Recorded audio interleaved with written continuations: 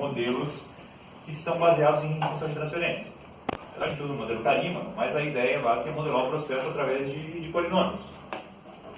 Então, essa modelagem exige um pouco mais, não vou dizer que é um conhecimento super avançado, mas exige um pouco mais de conhecimento de dinâmica de processos do que o DMC, que usava simplesmente coeficiência da resposta legal. Então, vocês usavam, de modo geral, lá no DMC, um controlador que fazia predições do futuro. Ele tentava, de certa forma, usar essas predições para minimizar uma função custo. Na verdade, o sinal de controle não era obtido de forma, não no caso restrito, a gente não conseguia obter o sinal de controle de forma explícita, mas ele era cada período de amostragem definido com base na solução de um problema de otimização, que era um problema de programação quadrática. Qual era o funcional, qual era a função custo que vocês usavam lá? Lembra? Vocês queriam encontrar o delta, vocês queriam encontrar um delta U, na verdade, enfim, eu vou botar aqui em modo geral. Vocês querem encontrar um U de K, um U no instante atual, sinal de controle no instante atual, que seja algo, é o argumento que minimiza uma certa função custo. Como era dada essa função custo? Soma dos quadrados do erro. Então. Tá, então vocês tinham um somatório dos erros ao quadrado. Então, o erro, o que é o erro? Saída menos a referência. Tá, saída futura. Então, a saída futura, que eu vou representar aqui como uma predição de, no instante K, não sei, o Sr. Júlio usava K, usava N, usava T. T mais K, então talvez seja melhor eu trocar, porque eu geralmente uso K para tempo discreto e T para tempo contínuo para separar as coisas. Ele falou que ele não explicou muito com essa separação. Porque a implementação basicamente toda discreta. É toda tempo discreto, só para não confundir, eu geralmente deixo T e K, mas não sei se vai confundir, eu vou ajudar mais vocês. Mas dava T mais K no instante T.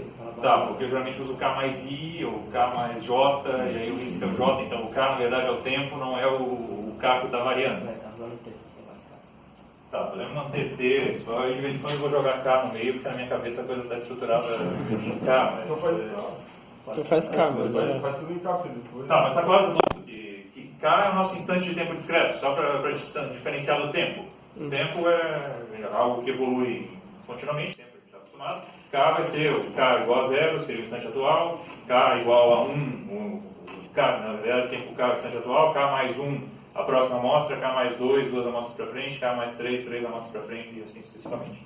Tá, então, vou manter aqui então, o U de K, o U no instante K, o U no instante atual, é determinado como uma solução do problema de otimização que leve em conta, puxa vida, tá difícil o negócio. Como K mais J feita no instante K, então é a predição futura, feita com informações até o instante K. Essa notação está clara para todo mundo. Menos a referência, que eu não sei, usava R, usava W. W. Então vamos botar W.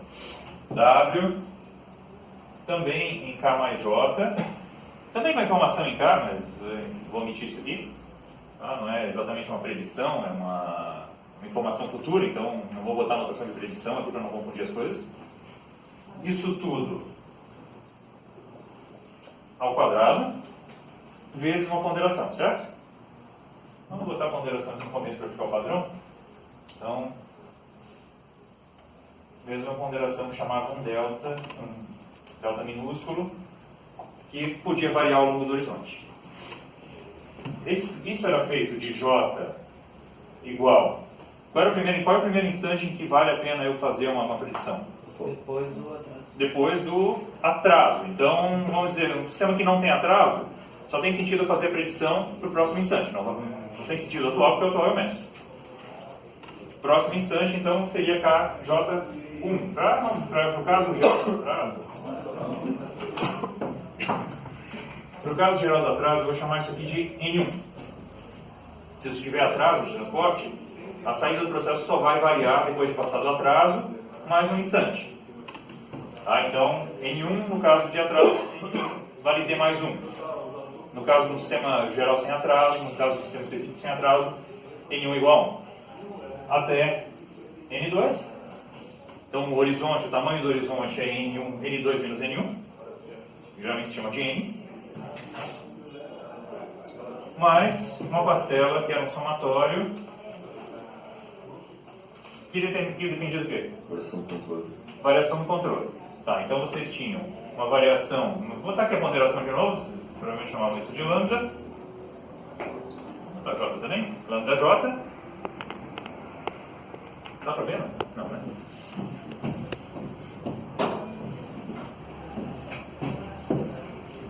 Ficou bem ruim. Agora sim. Tá. Lambda J vezes um delta U em qual instante? K mais J menos 1. K mais J menos 1. Legal. Ao quadrado. Agora aqui. Esse J varia.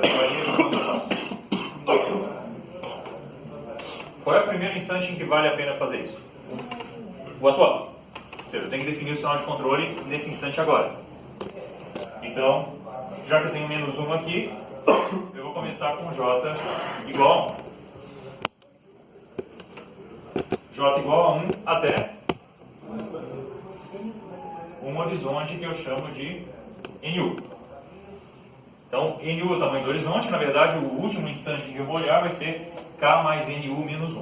Então, eu vou de 0 até NU menos 1.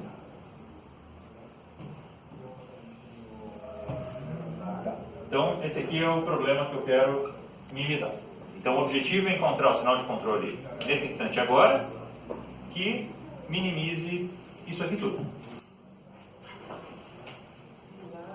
Para isso, vocês montaram um programa de função quadrática. No GPC, vale exatamente a mesma coisa. O funcional que a gente vai usar é exatamente o mesmo.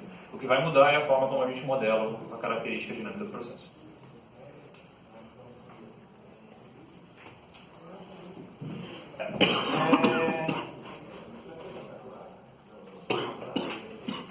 Então, o que a gente vai usar para fazer a predição é isso aqui.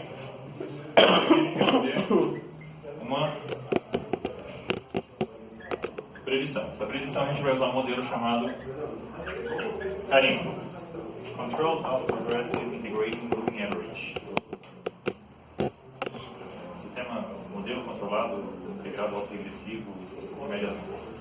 Tá, mas esse modelo a gente descreve o comportamento dinâmico da planta como um polinômio A, eu vou botar aqui como polinômio A em Z-1, vezes Y, instante K, é igual a B, que também é um polinômio em Z-1,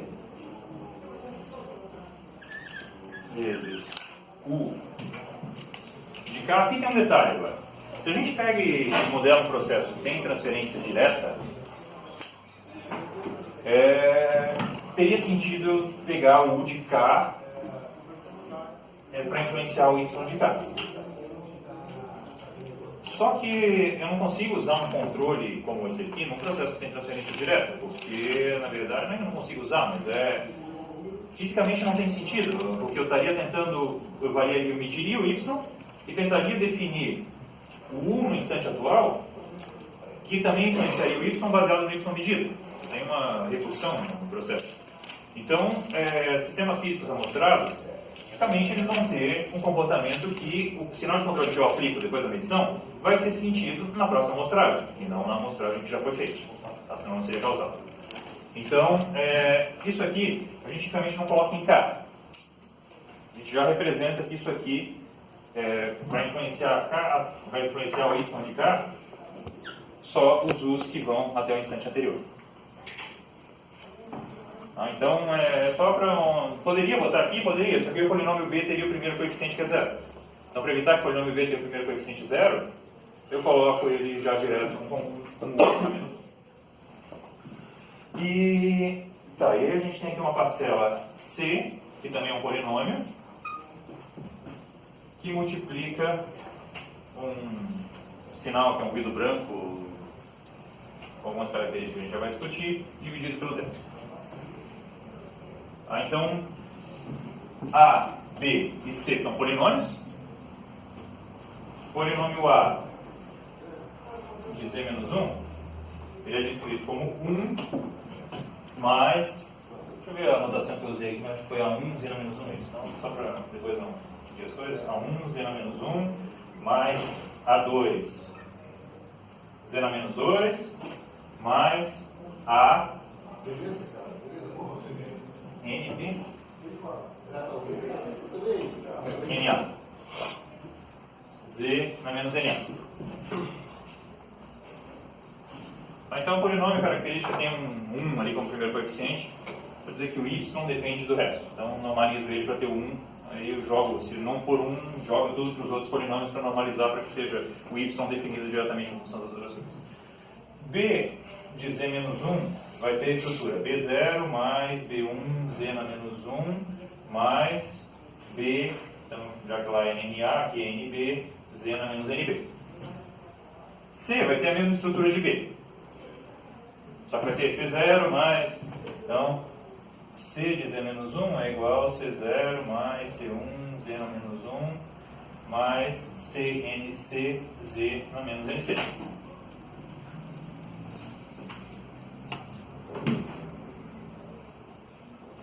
Isso aqui é um ruído branco de média 0 e não correlacionado. Ou seja, o valor do ruído no instante K independe do que aconteceu antes de K. E se eu pegar ao longo de um tempo infinito, a média desse ruído é 0. E o delta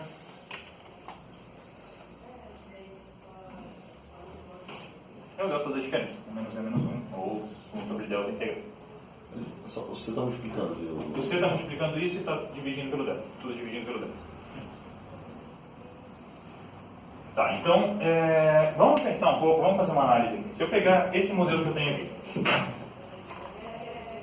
e esquecer essa parte, simplesmente vou esquecer a parte do C. Vocês têm AY igual a BU. Concordam comigo que se eu pegar o Y e dividir pelo U e pegar o B e dividir pelo A, eu chego numa representação de função de transferência? De tempo discreto? Tenho a função de transferência do sistema que é Y sobre U. Vai ser B sobre A. Então B sobre A é a função de transferência normal que a gente tem entrada e saída do processo. A gente tem aqui uma parcela adicional que modela características estocásticas, perturbações não conhecidas e etc, etc. Então, isso aqui é uma representação de uma característica estocástica do processo. Tá? Mas, a rigor, a gente tem um AY igual a BU. Por isso que eu digo que o GPC usa uma formulação baseada em função de transferência para fazer a modelagem do processo. Então, ele está usando coeficientes exatamente como na função de transferência de tempo discreto. Dúvidas? Não. Por enquanto, a gente vai vai fazer uma simplificação e vai assumir essa parcela aqui com uma certa característica, mas depois a gente vai voltar a falar sobre ela mais para frente. Tá? Então, por enquanto, o que eu vou fazer, eu vou escrever isso aqui numa forma alternativa, que vai ficar um pouco mais fácil para vocês associarem por que colocar aquele delta lá, mas vocês têm isso aqui, y de k, então peguei o delta e multipliquei todo mundo lá. Tá? Então, isso dá B de z menos 1, delta U em k menos 1, mais C. Sim.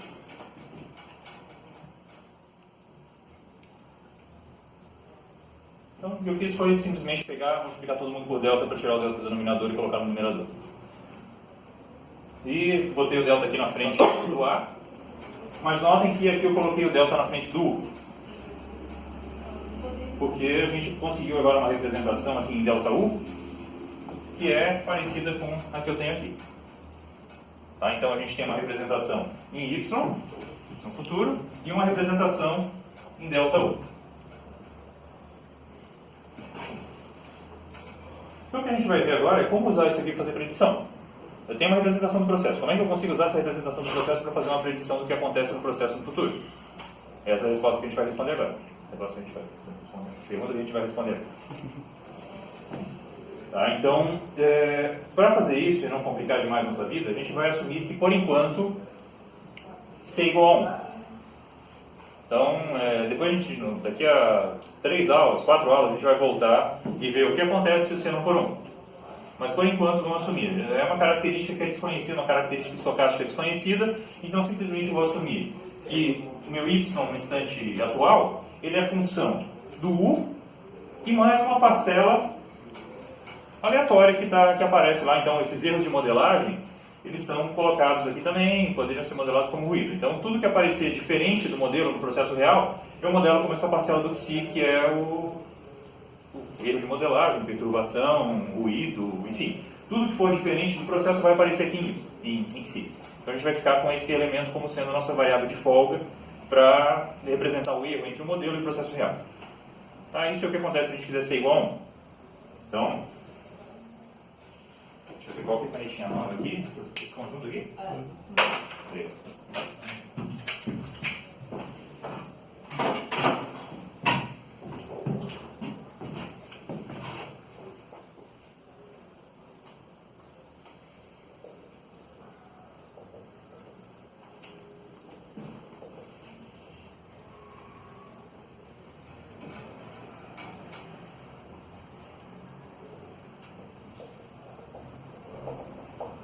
Então, por enquanto, a gente vai assumir C de Z igual a 1. O que acontece se eu fizer isso?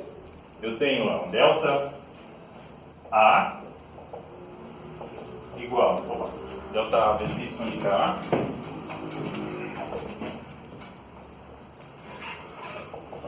igual a B delta U de K menos 1 mais essa variável de foco.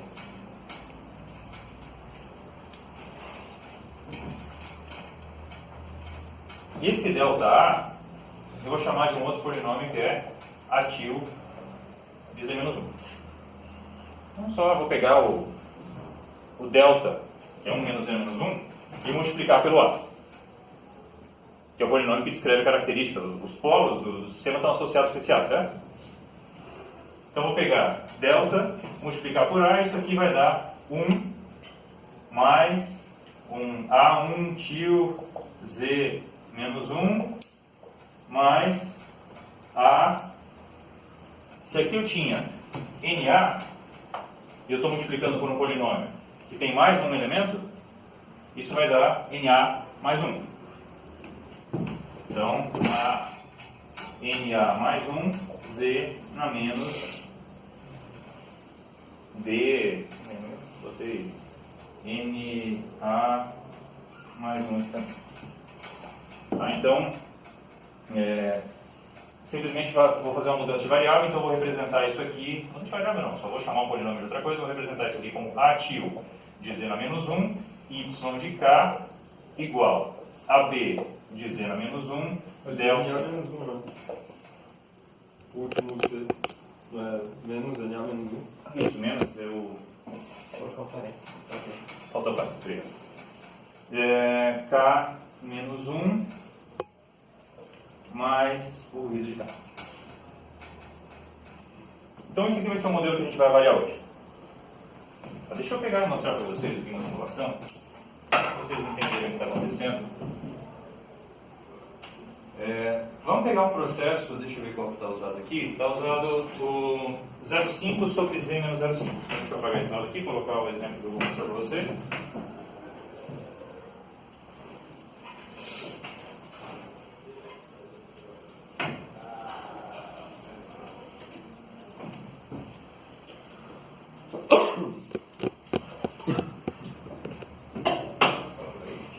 Vou começar com uma função de transferência, um processo que é modelado por g de z igual a 0,5 sobre z menos 0,5. A primeira coisa que eu vou fazer é levar isso aqui para z na menos 1. Então isso aqui é 0,5 z na menos 1 sobre 1 menos 0,5 z na menos 1.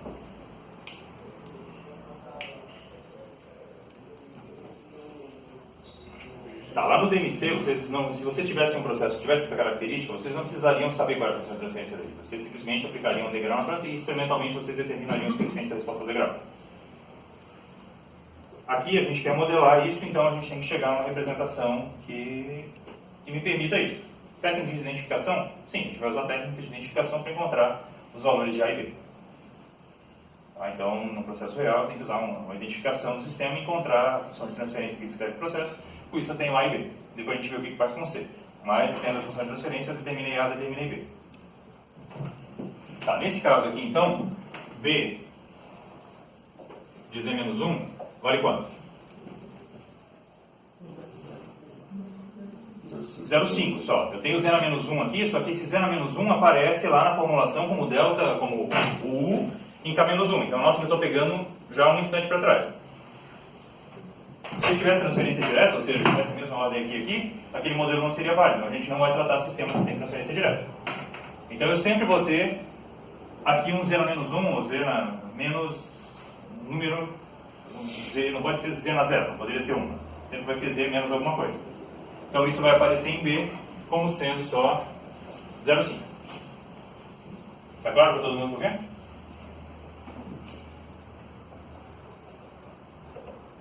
A vale quanto?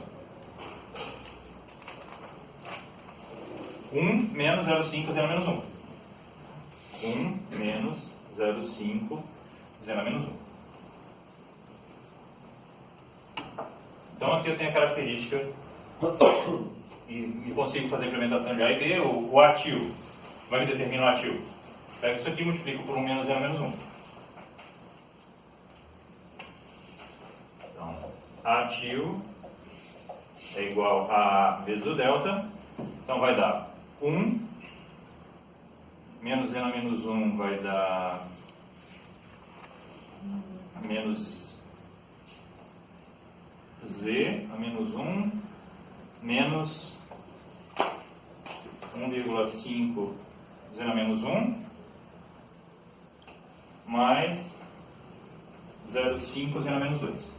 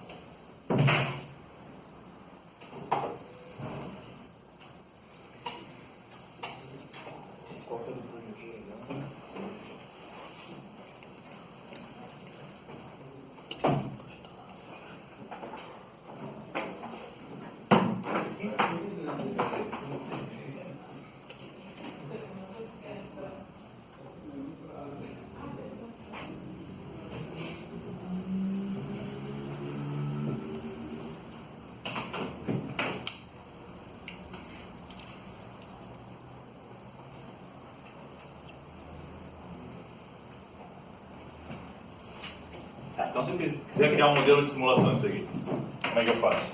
Eu tenho aqui o de K, esse U de K passa por um B Z a menos 1 sobre A, tirei aqui a dependência do polinômio de Z a menos 1, então esse Z não é do B de Z a menos 1, seria B de Z a menos 1 vezes Z a menos 1, porque o Z a menos 1 justamente para ter aquele comportamento do K menos 1. Isso somado com uma parcela que vale águazinha.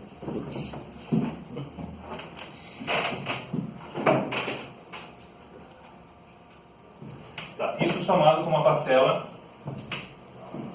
que daqui eu tirei o C, mas teria o C sobre A. Então tenho aqui C. A canetinha nova também não está. Acho que o 4 não está ajudando muito.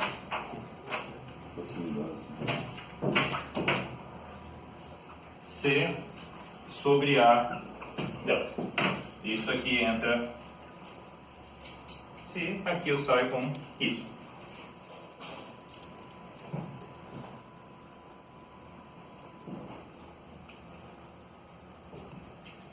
Então é isso que eu tenho implementado aqui. Deixa eu só abrir de novo.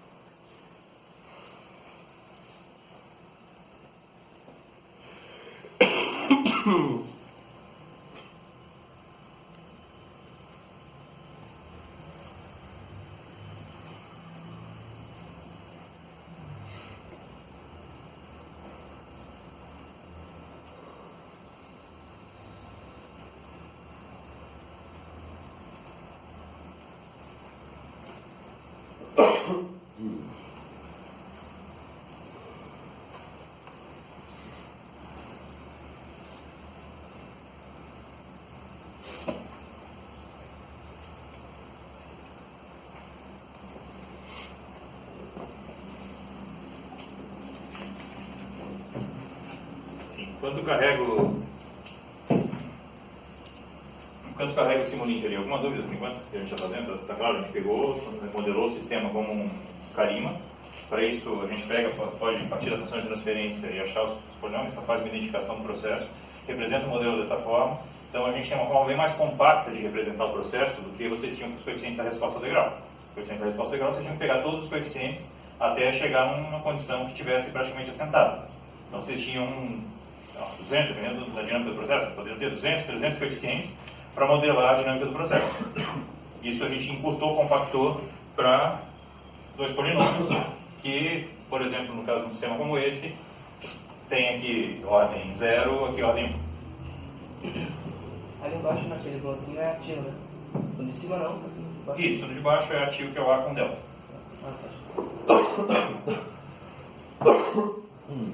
Então é o que está colocado aqui. Se vocês simularem, conseguem ver lá aqui.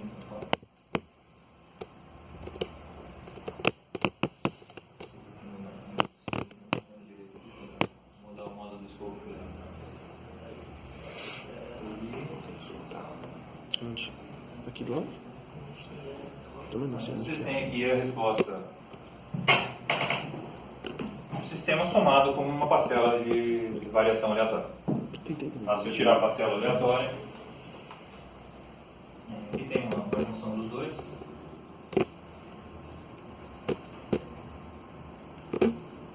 Então, só a parcela aleatória e a combinação dos dois. Se eu tirar um menos o outro, eu tenho a resposta que seria da função de transferência convencional. Aí, então, a gente está modelando o processo de novo com dois coeficientes. Aí. Alguma dúvida de como implementar isso aqui? Não? Então, por enquanto, deixa isso desligado. Vamos voltar para cá. Tá, agora a pergunta que eu tenho que fazer para vocês é: como que eu vou usar esse modelo? Eu já tenho uma forma de representar o processo. Como é que eu consigo usar essa forma de representar o processo para fazer predições? Porque é isso que me interessa, certo? Estou usando esse modelo justamente para fazer predições. Quero saber como a saída do sistema vai se comportar no futuro. Talvez armazenar os coeficientes eu calculo nesse aí nos instantes que eu quero. Tá, então eu consigo usar essa representação para calcular a saída que eu quero nos instantes futuros. Então, a gente tem uma representação que eu vou copiar aqui, que é A til y é igual a B delta U mais esse psi. Tá, então, isso é o que eu tenho de representação do meu processo. Eu quero determinar y. Esse A til y vai ser, como é tudo em potência de 0 a menos 1, se eu olhar isso no tempo, vai ser y de k mais A1 til y de k menos 1 mais A2 til y de k menos 2 e assim vai, dependendo da ordem do A, desculpa. Certo? Então o que eu vou fazer é isolar o y. Como é que eu consigo isolar y? Fazer a inversa do A? Não é, tudo bem, inversa do A não é bem, se a gente pegar, vamos pensar, vou escrever isso aqui, ó. Eu tenho aqui, isso aqui é y de k mais A1 til y de k menos 1 mais a NA mais 1 y de k menos NA menos 1. Isso é igual a isso daqui. Tá? Então, o que eu vou fazer agora é isolar o y de k em função do resto, do que é conhecido. Porque isso é conhecido no instante k, isso é conhecido, isso é conhecido, tudo que está para trás é conhecido. Delta U de k menos 1 também é conhecido, e o B vai ter potências negativas, que vai fazer com que eu tenha delta U de k menos 2, delta U de k menos 3, tudo é conhecido. E isso aqui que, enfim, Tá, então, no instante y de k, eu consigo dizer que a saída do processo é isso tudo que está aqui. Como é que eu represento isso tudo que está aqui de forma compacta?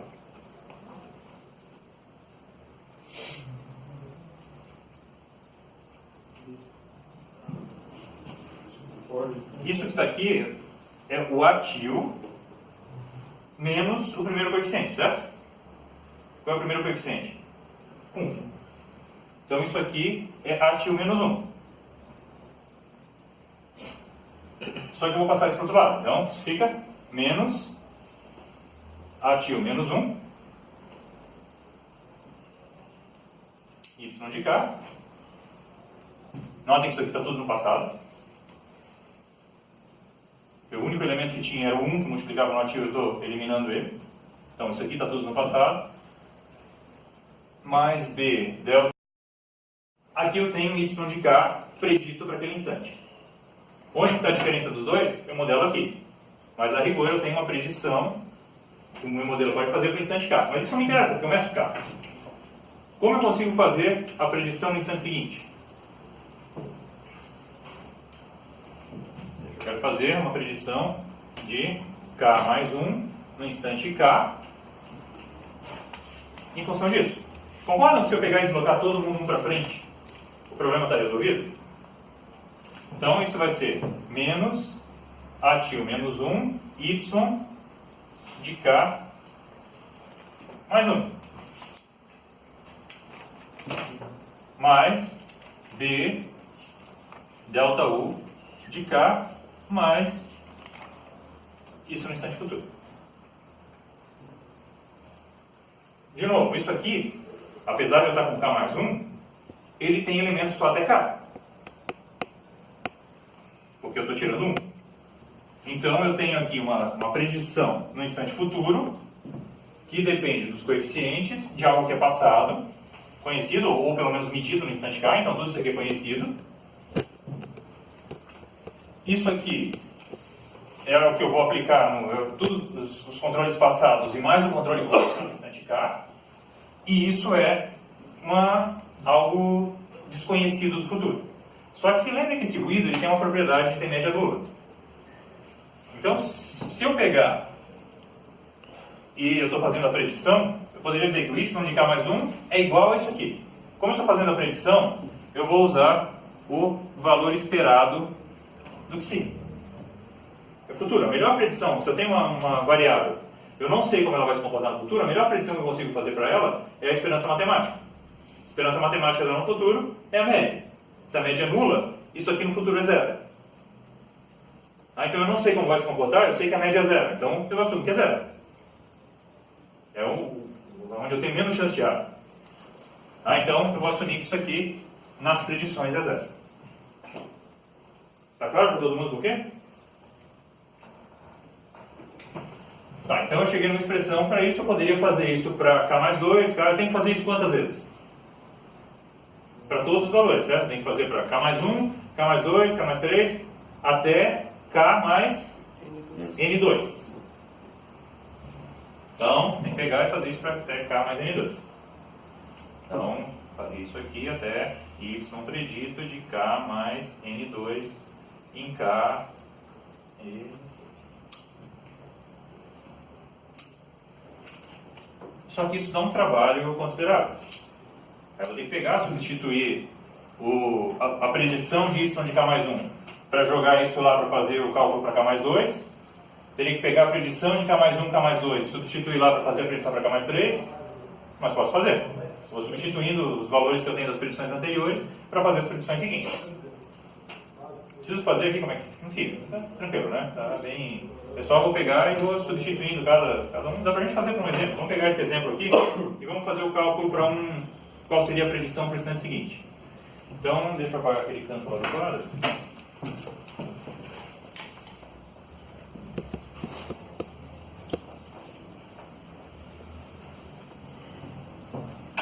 Então, para aquele exemplo que está lá,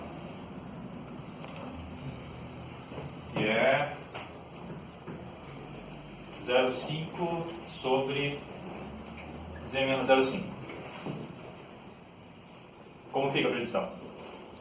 Vamos fazer y. Primeiro vamos escrever aqui, y de k. Y de k, como é que eu escrevo? A gente tem o ativo já calculado aqui. Então, o ativo menos 1 dá isso aqui. Menos ativo menos 1 vai dar 1,5 z na menos 1 menos 0,5 z na menos 2. Então, vamos pegar a expressão que a gente tem aqui. Isso dá 1,5 z na menos 1 y de k. Ou seja, eu tenho 1,5 y de k menos 1. Menos 0,5 y de k menos 2. Isso aqui acabou. Mais 0,5, que é lá do B, delta U em K. Menos 1. Mais a diferença em K. Tá, como é que eu faço a predição, então, para K mais 1 no instante K? Vai ser exatamente a mesma coisa deslocado no instante para frente. Então, isso vai ser 1,5 y de k menos 0,5 y de k menos 1 mais 0,5 delta u de k mais o zero. Para y de k mais 2. Instante k. Vai ser 1,5. Agora eu tenho y de k mais 1, só que eu não tenho y de k mais 1. Eu tenho a predição de y de k mais 1. Então, eu uso a predição de k mais 1 no instante k, menos 0,5 vezes o valor medido no instante k, mais 0,5 delta u k mais 1, mais nada. Conseguem ver que para fazer a predição, eu dependo dos valores futuros de delta u. Então não basta calcular o delta 1 no instante k. Apesar de me interessar no problema de otimização que estava colocado aqui, se o delta 1 no instante k, meu problema de otimização não pode calcular só o delta 1 no instante k. Para poder fazer a predição, ele tem que calcular o delta 1 no instante k e os delta u's para frente, porque eles entram aqui.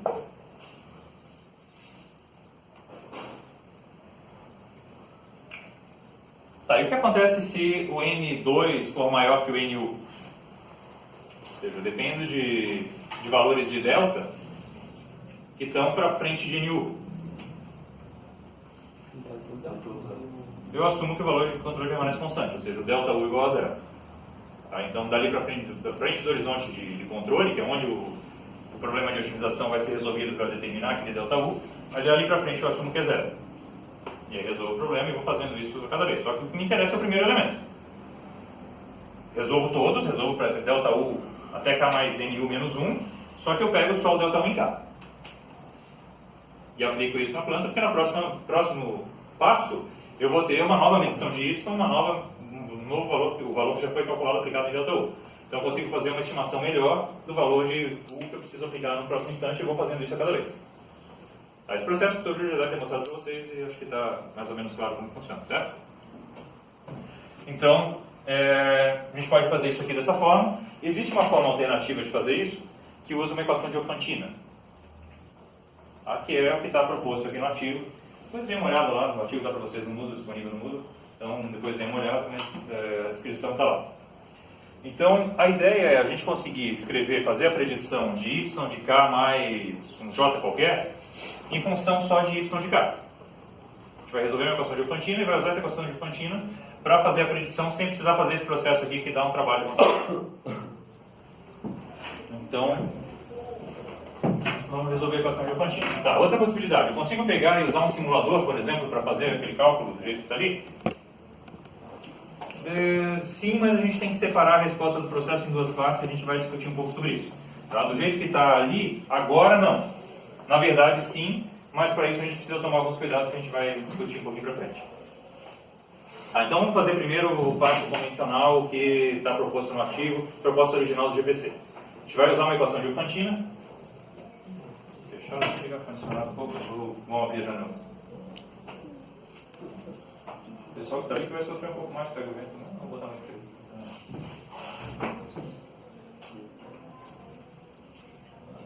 O vento já está para cima. Vou pegar muito vento aí. Tá, então, ao invés de ficar substituindo uma coisa na outra, a gente vai resolver uma equação de Diofantina que faz o cálculo dessa predição. Tá? Porque para achar o y de k mais 2, eu teria que pegar essa expressão que está aqui, para achar em função de y, eu teria que pegar essa expressão que está aqui e substituir aqui. Dá para a gente fazer, isso vai crescer. Para k mais 1 até é tranquilo. Isso vai dar 1,5 vezes 1,5 y de k menos 0,5 y de k menos 1 mais 0,5 delta U de K menos 0,5 Y de K mais 0,5 delta U de K mais 1. Simplesmente peguei e substituí isso que está aqui. E aí eu resolvo isso aqui, resolvo as continhas, vai dar uma expressão, simplifico tudo, vai dar uma expressão compacta que relaciona a predição no instante 2 instantes à frente com o valor de Y de K e com as informações que eu tenho até esse instante, que são o delta U de, o Y de K, o Y de K menos 1 e, obviamente, o controle futuro. Então, é possível fazer isso? Para 2 já dá um trabalho, se eu pegar 3, aí eu vou ter que pegar a predição de Y de K mais 2, substituir onde tem K mais 2 e vou fazendo isso recursivamente, então a expressão vai crescendo, o trabalho para resolver vai crescendo. Então o que a gente vai ver é uma forma de resolver isso sem precisar fazer essas substituições que vão fazer a expressão ficar um pouco mais complicada. Então isso chama equação de Diofantina. Então, na verdade é uma forma alternativa de cálculo das predições, que é a equação Diofantina. Então a ideia da equação Diofantina é resolver uma divisão. Vocês vão fazer uma divisão polinomial. Vocês vão pegar 1 dividido por ativo e vocês vão chamar isso aqui de EJ e o resto de FJ menos J. Então, isso vem da identidade que a gente consegue escrever. 1 é igual a ativo EJ mais FJ 0 menos J.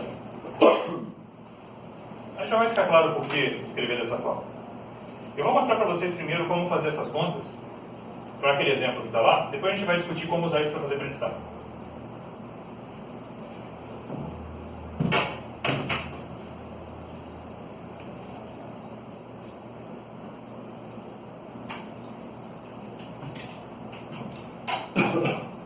Então deixa eu pegar aqui, por exemplo, a gente tem 1 dividido, um pouco mais para lá porque vai ficar grande. O ativo, por exemplo, vale 1 menos 1,5,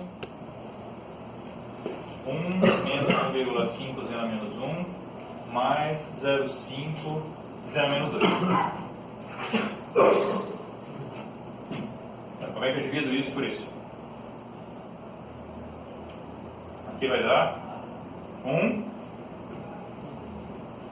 e isso multiplica lá. Então tem 1 menos 1,5 0 menos 1, mais 0,5 0 menos 2. Subtraio do outro, eu fico com 1,5 0 menos 1, menos 0,5 0 menos 2. Então isso aqui é o que a gente chama de coeficiente E1. E isso aqui é o F1 Z na menos 1. Só que eu consigo continuar o processo. Então agora eu vou dividir isso aqui por isso aqui. Menos, então isso dá mais 1,5 Z na menos 1.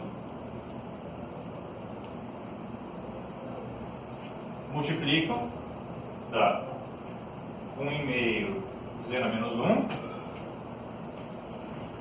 menos 1,5 com 1,5, 2,25. 2,25 Z na menos 2. E aqui 0,75 Z na menos 3. Subtraindo o outro, isso dá 1,75 Z na menos 1 menos 0,75, não, desculpa, Z na menos 2. 0,75 Z na menos 2 menos 0,75 Z na menos 3.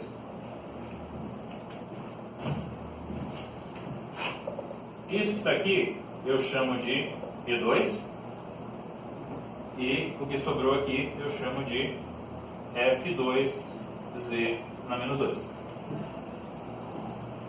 Tá, então F2 vale 1,75 menos 0,75 Z na menos 1. Só que está tudo multiplicado por Z na menos 2. E eu posso continuar. Posso fazer isso, então o próximo elemento vai dar 1,75 Z na menos 2 e aqui vai dar outra aqui e aqui sobra 1,875 Z na menos 3 menos 0,875 Z na menos 4. Quando eu vou parar isso? Depende do tamanho do horizonte. Então vou usar cada um desses valores aqui para fazer a predição de um instante para frente. Dependendo do tamanho do horizonte, eu paro onde tiver, o valor que tiver que parar. Tá, agora a questão é como a gente pode usar esses coeficientes para fazer a predição. Até agora não resolveu muito em relação ao que a gente tinha antes, que era ir substituindo. Então,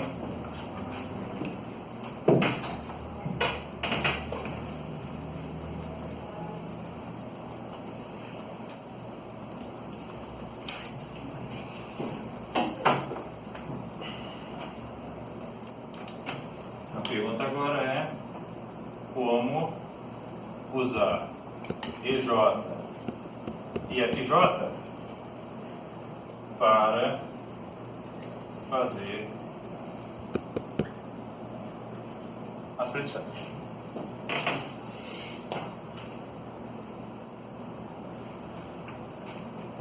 Vamos partir do que a gente tinha, então, A til y de k é igual a B delta U de k menos 1 mais psi. Eu vou deixar por enquanto, já que a gente vai voltar depois, para a gente não precisar desenvolver tudo isso aqui de novo, eu vou deixar o C na frente do psi, depois a gente retorna o valor que a gente tem, por enquanto a gente depois ignora, volta a C igual a 1 e chega na expressão simplificada, só para não precisar deduzir isso aqui tudo de novo com vocês, quando a gente voltar a falar do C. Então eu vou deixar aqui C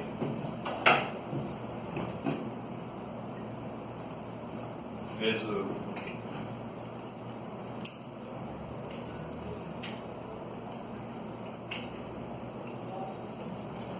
Então, a primeira coisa que a gente vai fazer é multiplicar por EJ. Vou multiplicar os dois lados por EJ. Então, vai ficar com A til EJ y de k é igual a B EJ delta U de k menos 1 mais C EJ psi. Se vocês olharem da equação que a gente tem, da igualdade que a gente tem aqui, eu consigo escrever A til EJ como 1 menos FJ Z na menos J. Então eu vou substituir isso lá. Então a gente vai trocar o A til EJ por 1 menos FJ Z na menos J. 1 menos FJ menos J, y de K é igual a B EJ delta U de K menos 1 mais C EJ sim, K. Por que isso é interessante? Porque isso permite representar uma predição futura. Se eu, ao invés de colocar aqui y de k, colocar y de k mais um j qualquer, esse atraso aqui vai trazer essa parcela de volta para y de k. Então eu vou ter a predição em k mais j como uma função direta do y de k. Porque esse atraso vai compensar o k mais j que está lá, então eu vou ficar com os termos anteriores. Está claro para todo mundo isso? Não. Tá, com um exemplo vai ficar mais fácil de ver. Vamos fazer o seguinte, vamos pegar o que está ali, então vamos botar para o exemplo. Vamos tentar fazer genérico aqui, então. Vamos pegar. Eu vou isolar o y de k. Então, eu tenho aqui y de k é igual a fj zena menos j y de k mais b EJ delta U mais C EJ sim. Delta U em K menos 1, sim, K.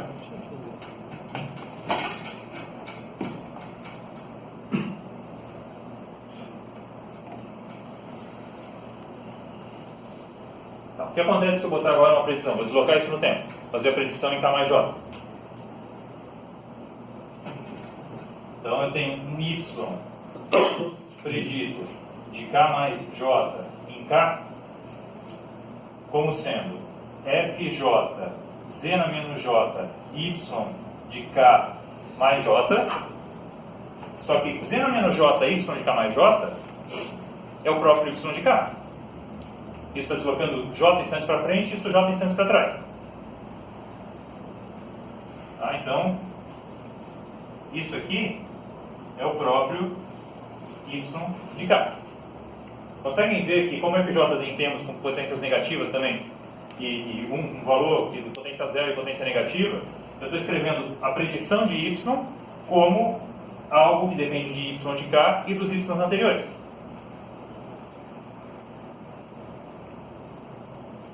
Mais B EJ delta U de K mais J menos 1 mais C vezes EJ vezes os termos que estão aqui para o futuro. Tá, então pode dar algum termo passado, esse C e EJ, posso ter valores para trás, dependendo do C e do EJ, então eu vou escrever isso aqui como C de K mais J.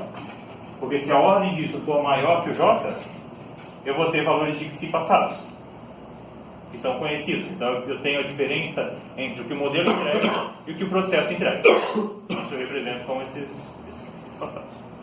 Tá, então deixei aqui da forma geral para a gente voltar. No nosso caso específico a gente está tratando com C igual a 1. Isso aqui vai dar sempre EJ, vai ser da ordem de J no máximo. Então E1 tem ordem J menos 1, na verdade. E1 tem ordem 0, E2 tem ordem 1 menos 1, ou 1, E3 tem ordem 2. Então esses termos aqui vão estar sempre no futuro se C for igual a 1. E aí a gente consegue eliminar. Então no nosso caso simples, vou escrever isso aqui.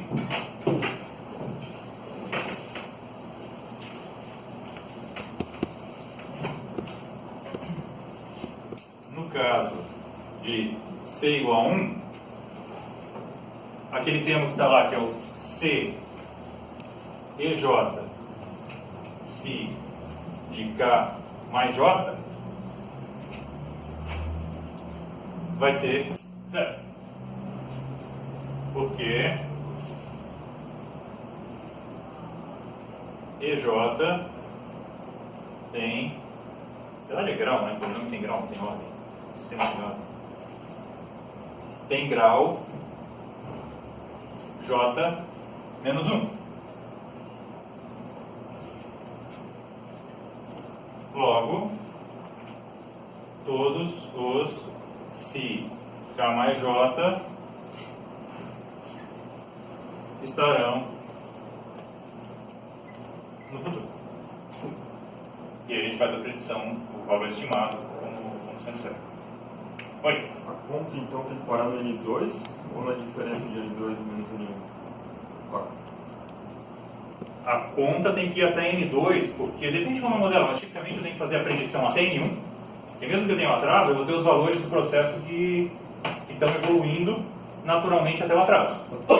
Então, por mais que o meu sinal de controle agora não influencie no instante seguinte, o instante que eu tomei lá atrás vai influenciar. Então eu tenho que fazer a predição até N1, depois seguir até N2. Então não basta fazer a predição de N1 até N2. Tem que fazer a predição do 1 até o N2. Certo?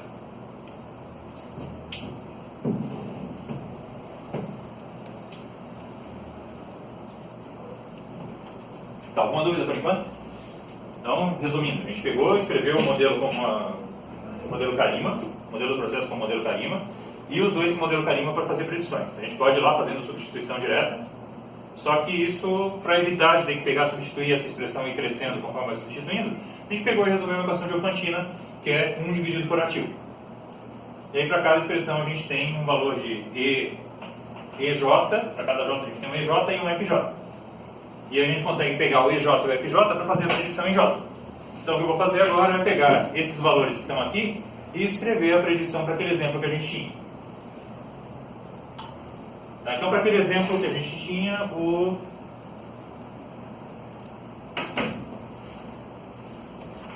aqui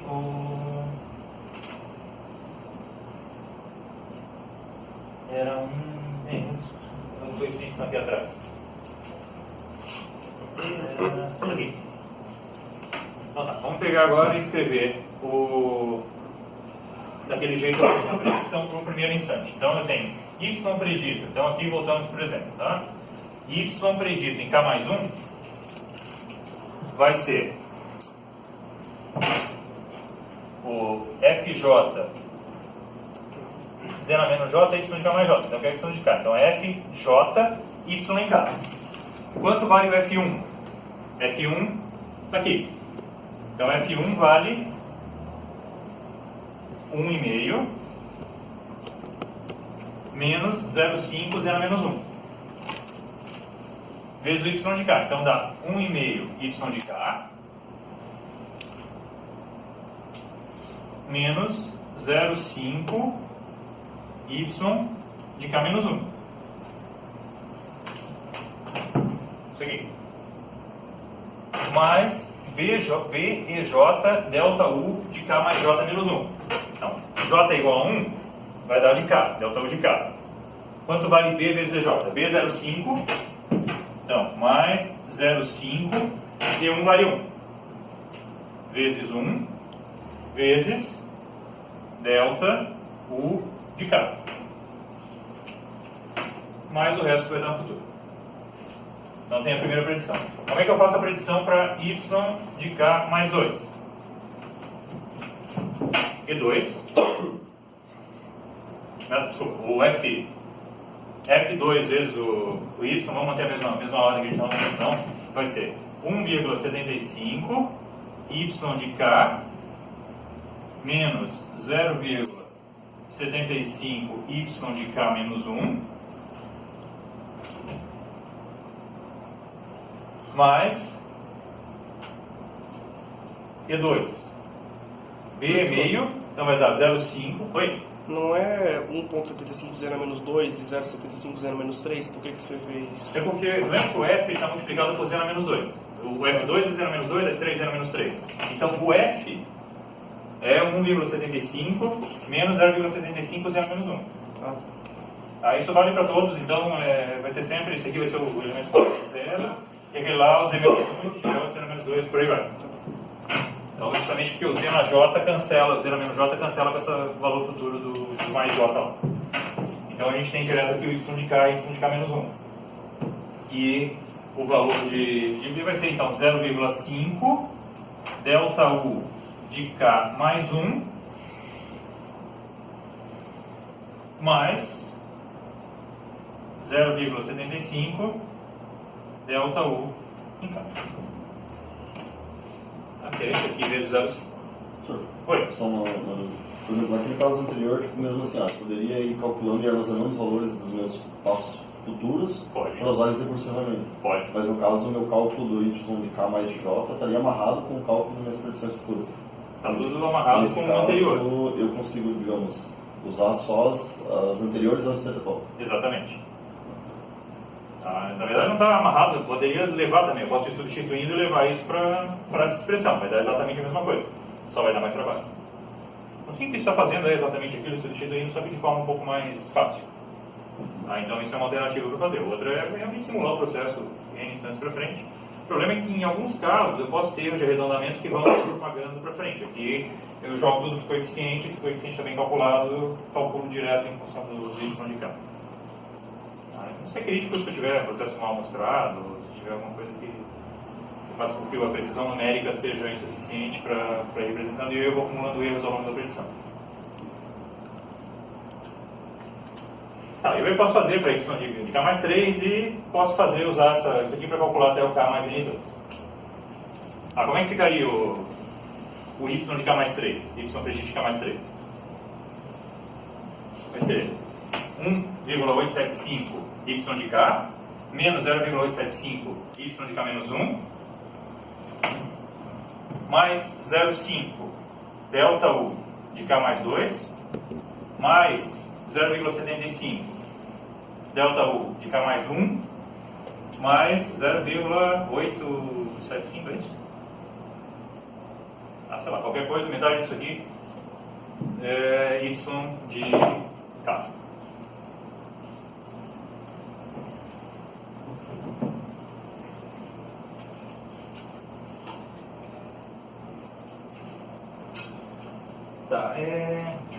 Se vocês olharem o...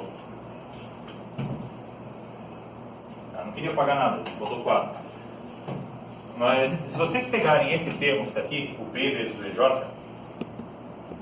esse B vezes EJ é o que dá os coeficientes, então, que estão aqui. Vamos pegar o B vezes o E3. B vezes E3 vai ser 0,5 mais 0,75 mais algo que eu acho que é 0,875, se não estiver errado, mas é 0,875, que é metade disso aqui. Se vocês pararem um pouco para pensar, vocês vão ver que isso são os coeficientes da resposta ao degrau do sistema.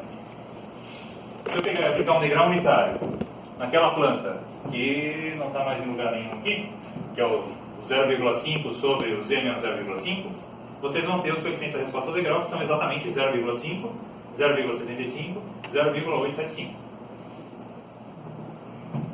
Então, o que aparece nesse B vezes EJ são justamente os coeficientes da resposta ao degrau do sistema. Então, agora o que a gente vai fazer é estruturar isso na forma de um vetor de predições, que era o que vocês tinham lá no DMC. Vamos fazer exatamente a mesma coisa com um vetor de predições futuras.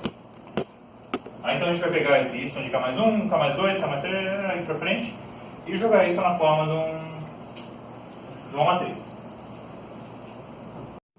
Em K, na verdade eu não preciso do 1, e aqui está uma vantagem grande de a gente usar a Diofantina, que aqui sim, o vetor eu consigo representar só de N1 até N2.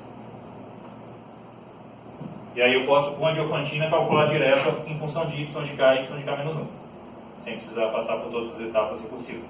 Mas vou botar aqui então para ficar genérico, isso aqui é N1, isso aqui é N1 mais 1 até N2.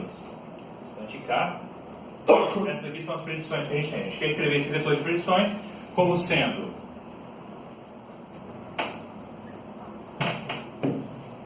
algo vezes um vetor ΔU. Vai ser uma matriz vezes um vetor ΔU. Esse vetor ΔU ele é dado pelo ΔU, no caso específico desse problema, vai ser o ΔU de K, ΔU de K mais 1, ΔU de K mais 2 e por aí vai. Mais alguma coisa. Vou botar um vetor. Depois a gente vê o que é esse vetor. Vamos fazer isso aqui especificamente para o problema primeiro. Então vamos pegar aquele problema que a gente resolveu ali, o exemplo, e vamos calcular essas predições que a gente tem ali. Y de K mais 1 em K, Y de K mais 2 em K, e o que a gente calculou, mas não escreveu, que é o Y de K mais 3, que vocês vão me ajudar aí a resolver aqui para a gente poder botar. Então, isso vai ser igual. Dependia de ΔU de K, ΔU de K mais 1, ΔU de K mais 2. Tá, o primeiro elemento a gente tem aqui. Ele é 0,5. Então a gente tem 0,5 que depende do ΔU de K. 0, 0. O segundo elemento é 0,5 U de K mais 1. 0,5 e aqui 0,75. O último elemento, 0. O terceiro, 0,875, 0,75, 0,5. Alguma semelhança com o DMC? Exatamente a mesma coisa, vocês representavam exatamente desse mesmo jeito. Isso aqui vocês deviam chamar de matriz G. E é uma matriz com os coeficientes da resposta ao diagrama. Então vocês têm um vetor de predição, é igual a G vezes um vetor ΔU,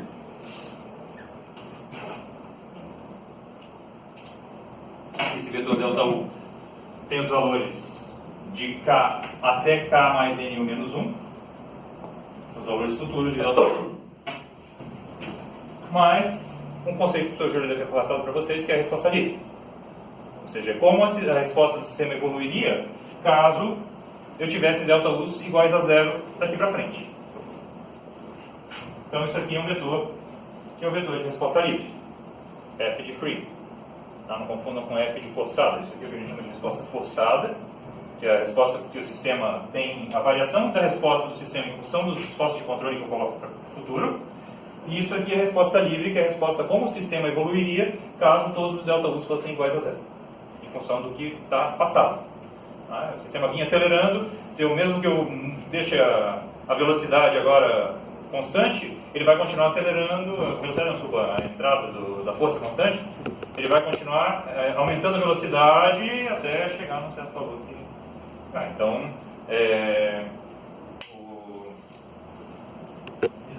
isso aqui é a evolução natural do sistema. Isso aqui é a evolução, como depende o controle, como o controle influencia na resposta futura. Isso aqui a gente não consegue mexer. Resposta livre está dada. Eu não consigo mais tomar nenhuma atitude daqui para frente que mexa na resposta livre. Resposta livre é a resposta livre do sistema. O que eu consigo mexer é nessa parcela para levar o y para onde eu quero. Tá, no caso do sistema que a gente calculou, como é que determina a resposta livre, então? O que entra na resposta livre? Vai entrar isso aqui, isso aqui. Aqui eu tenho y de k e y de k menos 1. Notem que eu não tenho nenhum ΔU de k passado. Poderia ter também. Se o sistema fosse de ordem maior, eu poderia ter um ΔU passado. Se eu tivesse com 0, eu teria um ΔU passado. Como eu não tenho nenhum 0, eu não vou ter ΔUs passados. Então minha resposta livre vai depender só de y passados. Mas poderia também depender de ΔU passado. Mas vai ser uma função, então y eu vou botar aqui, que é a função do passado, de modo geral, ou tudo que está determinado. É o y atual e o passado. O y e os passados. Então essa resposta livre, ela vai ser um vetor, uma matriz de dois elementos, com dois elementos de duas colunas e três linhas.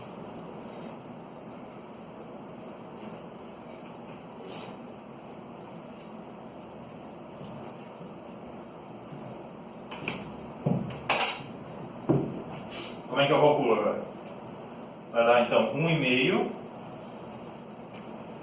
Se eu botar aqui y de k, aqui y de k menos 1, vai dar 1,5 menos 0,5. No de baixo vai dar 1,75 e menos 0,75. E aqui eu acho que dá 1,875 e menos... Foi aquilo que a gente calculou antes lá, não lembro de cabeça, mas foi o que a gente calculou e não escreveu. Não, acho que é 1, isso é 1,875 menos 0,875. foi aquilo que a gente tinha calculado antes lá para a predição de y3. Então, isso, a multiplicação desses dois, porque isso aqui é conhecido, tudo coeficiente conhecido. Então isso aqui a gente chama de um vetor de respostas livres. Isso vai dar um vetor. A linha, coluna, então dá um elemento, linha, coluna. Então isso vai ser n linhas, 3 linhas, uma coluna. É um vetor. Mais alguma semelhança com o DMC? Vocês tinham exatamente a mesma coisa. O que está mudando aqui? A forma de calcular a resposta livre. Aqui eu calculei a resposta livre com uma multiplicação de matriz. Logo vocês tinham a resposta livre calculada de outra forma. Mas a formulação é muito parecida. Então, feito isso, como é que eu resolvo um problema de programação? Como é que eu monto um programa de programação quadrática a partir disso? Da mesma forma que deve ser. Exatamente da mesma forma que no MC. Vocês pegam, tem um vetor de predições, substituem na função custo, ao longo de todo o horizonte, vocês vão ter um funcional que é dado por um delta U transposto, matriz delta U, ao contrário, né? Delta U, não, delta U, matriz delta transposto. Delta U transposto. Delta U transposto, delta U transposto, delta U isso. Delta U transposto, matriz delta U, mais um vetor delta U, vetor transposto delta U, isso, dá mais um elemento, mais uma constante. Essa constante não influencia no valor da otimização, então vocês conseguem passar para o PAT-PROG só os valores que interessam. Preciso realizar isso aí? Querem fazer um exemplo? Mas o que interessa então primeiro, isso aqui é futuro, é o que o controlador vai determinar, isso aqui tudo é passado, já está dado, eu não consigo mexer. E isso aqui são os coeficientes da resposta ao degrau, e a estrutura da matriz G é exatamente a mesma que vocês tinham, isso deslocando para lá e se repetindo nas colunas. Genericamente é aquele EJ vezes BEJ? BEJ vai dar isso aqui. Para cada vai ser B1, B vezes E1, B vezes E2, B vezes E3, cada... Da linha já. Isso, vai dar cada linha como B, então isso aqui é B E1, isso aqui é B E2, isso aqui é B E3 e por aí vai. No caso, o número de iterações que eu vou ter que fazer para calcular E1 e E2 vai estar amarrado com o meu horizonte de predição. Está amarrado com o horizonte de predição, só que isso aqui não influencia no tamanho do problema de otimização. Isso o professor Júlio deve ter comentado com vocês também. Não é que não influencia, ele influencia se eu tiver restrição em Y. Mas assumindo que eu não tenho restrições, inicialmente um problema irrestrito, o que o controle tem que calcular é o delta U em K maior até K mais N U menos 1. Então esses são os graus de liberdade e isso é que influencia no tamanho do problema como um todo. Mas realmente tem essas matrizes, só que não... É rápido de calcular isso, só um produto de matrizes, isso se calcula de forma rápida, diferente do processo iterativo da programação quadrática, que demora mais em função do tamanho do horizonte ser maior ou menor. Isso muda um pouco se eu tenho restrição em Y, mas assumindo que eu não tenho restrição, isso é verdade. A muda eu estou falando do tamanho do problema, a complexidade do problema. A formulação é exatamente a mesma. Você está falando, por exemplo, ali no caso de, por exemplo, uma predição a partir de um N1 maior que 1. Eu colocaria a partir de BN1, por exemplo. Isso, exatamente. BN1. E aí eu não preciso calcular, no outro caso eu precisaria calcular tudo. Aqui, tendo a Diophantine, eu faço consigo fazer direto a partir da Diophantine, sem passar pelos... Na verdade, tem que resolver a Diophantine para tudo. Só que eu não preciso calcular explicitamente quais são os Ys de mais 1, K mais 1, até K mais N1 menos 1. Mais alguma dúvida? Para o horizonte de controle seja igual ao horizonte de predição, Isso vai ser quadrado. Fica quadrado, senão a gente só corta. Vai cortando coluna. Corta essa coluna. Isso, vai cortando colunas, isso vai... então isso aqui tem dimensão N por NU. Foi. O cálculo da matriz G não vai ficar mais caro à medida que o horizonte de predição aumenta? Que o horizonte de predição aumenta? Sim, só que esse cálculo da matriz G é insignificante o esforço computacional para cálculo da matriz G é insignificante frente ao cálculo do problema de programação quadrática. Então ele cresce quase zero a complexidade do problema cresce praticamente zero com o tamanho do horizonte de predição e cresce com o tamanho depende do algoritmo que é usado, mas tipicamente cresce quadraticamente ou linearmente com o log, linear vezes log, mas enfim, depende do algoritmo que usa, mas cresce praticamente quadraticamente com o tamanho de n. Desculpa, NU. Então, no plot offline. Isso aqui a G já está determinado offline, isso aqui está tudo determinado offline, então no fim, online, o que eu vou fazer é a multiplicação. A multiplicação vai demorar um pouco mais se a matriz for maior, mas é quase nada. Mas o problema de resolver isso aqui para determinar em todos os instantes vai ser muito, muito maior se o NU crescer. Ok? Tá, então, o que a gente viu então até agora foi a definição da função custo, uma forma de calcular esses coeficientes para cada um e estruturar em forma matricial. Então a gente consegue pegar, substituir isso na função custo e a gente vai ter...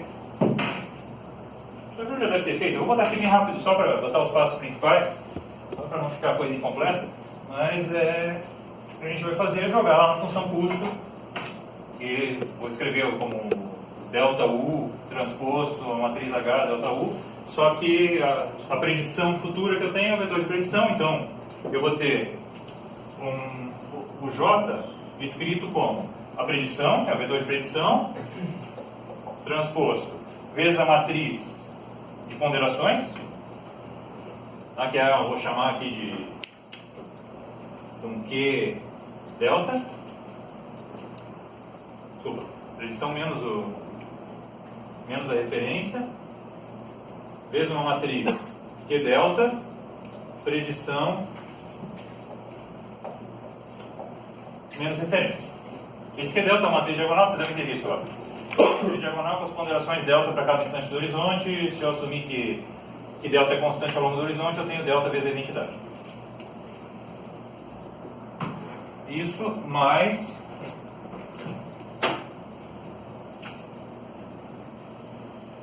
delta U transposto Q lambda delta U e fechou.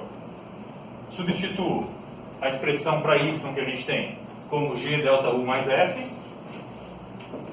Aqui, lá, jogo de um lado para o outro, resolvo os passos e deixa eu botar só o primeiro passo aqui. Então, substituo isso aqui por G delta U mais F e aqui exatamente a mesma coisa também.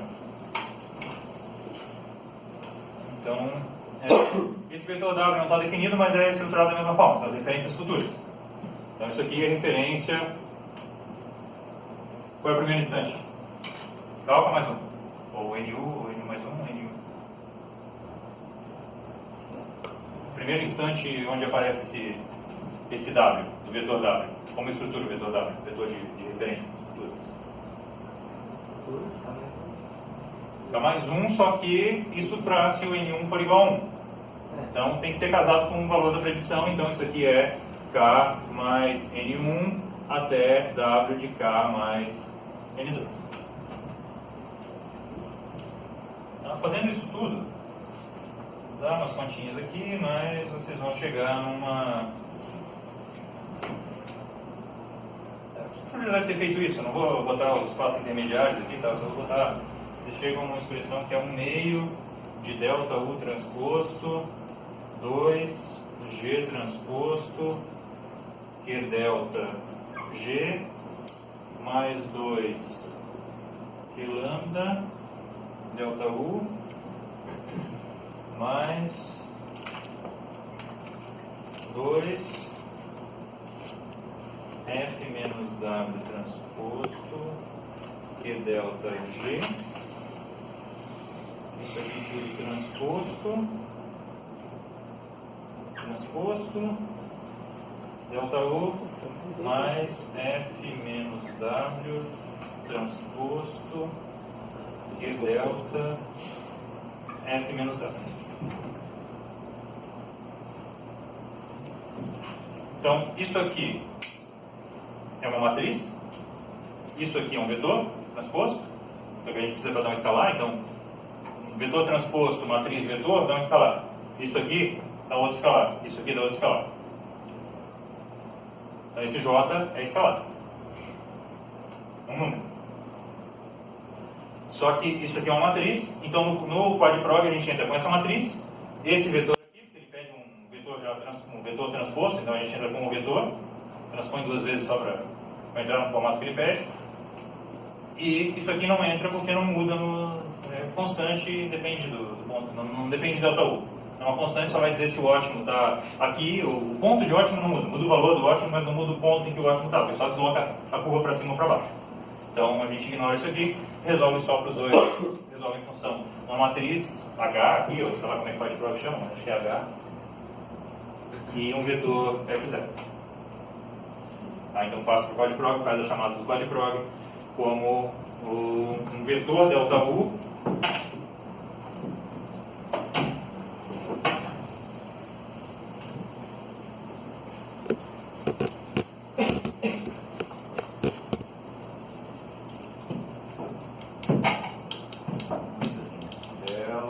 delta U é igual a quadprog de 2 vezes G transposto vezes Q delta vezes G mais 2 vezes Q lambda, vírgula 2 vezes F menos W transposto vezes Q delta vezes G, tudo isso transposto. Aí vai retornar um vetor de delta U. O que eu faço com esse vetor de delta U? Pego o primeiro dos elementos, somo com o sinal de controle que eu tinha antes, que vai ser o delta U, aplico na planta. No próximo instante, repito tudo de novo, calculo, pego o delta U e jogo isso para frente.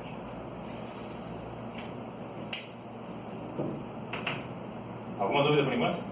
Só a generalização, tipo, fazer uma generalização no caso ali que a gente perguntava, por exemplo, eu vou ter que para calcular a matriz de G, eu vou ter B vezes N1 até Bn2. Certo. No caso da F, eu teria tipo Fn1 até Fn2 vezes YK até YK-N. Mais os y, depende da ordem, aí o tamanho de y e de delta U passados depende da ordem do processo. Ah, tá. Então o N aqui é o N do processo. É o N do processo que vai definir quantos elementos para trás. É o N do processo e o que está, mas enfim, é o N do processo. Ali eu tinha o sistema de ordem 1, eu precisava de 2 elementos, que é um da ordem do processo mais o do delta. A ordem 2, a ordem 3, eu ia jogando tantos elementos mais.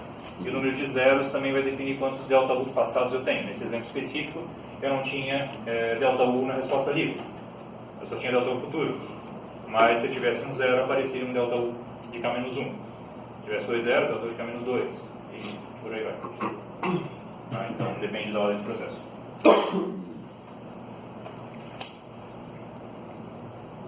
Tá. O quadprog a gente consegue passar restrições também, então o problema que isso aqui está resolvendo é um min de delta U, x, vou botar de forma genérica, x transposto hx mais um vetor f0 transposto x sujeito a um conjunto de restrições a x menor ou igual que b.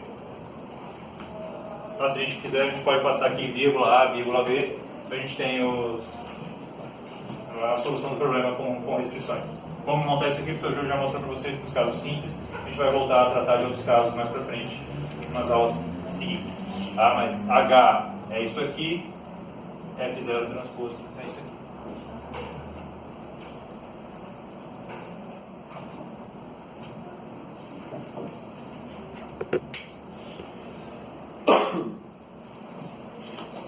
Tá, para a gente fechar, eu vou mostrar para vocês como fazer como tratar isso no caso, o professor Júlio já mostrou talvez, como tratar isso no caso que não tem restrição. Sistema linear e não tem restrição, a gente consegue resolver isso analiticamente. Já? Então a gente chega numa expressão que é um x h menos h menos 1 vezes f0, e a gente tem resolve daí, substitui h, substitui, então uma solução irrestrita para isso é fazer a derivada disso aqui igual a zero. O valor que resolve isso é menos h na menos 1 vezes o f0 transposto. E aí isso dá vezes o f0, desculpa, não vezes o f0, não, vezes o f0. Então o x ótimo irrestrito, se não tiver isso aqui, o x ótimo é menos h menos 1 f0.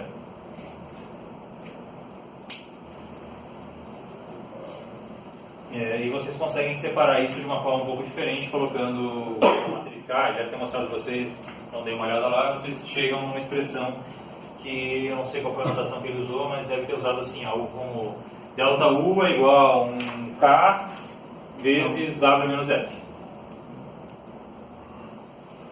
Aí esse K, então, vocês desenvolvendo isso aqui, chegam como delta U é igual a K F menos W, W menos F, deve ter usado W menos F.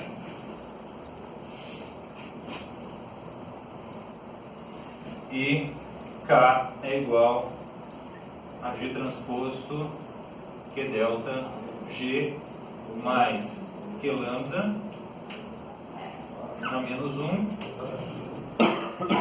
G transposto Q delta.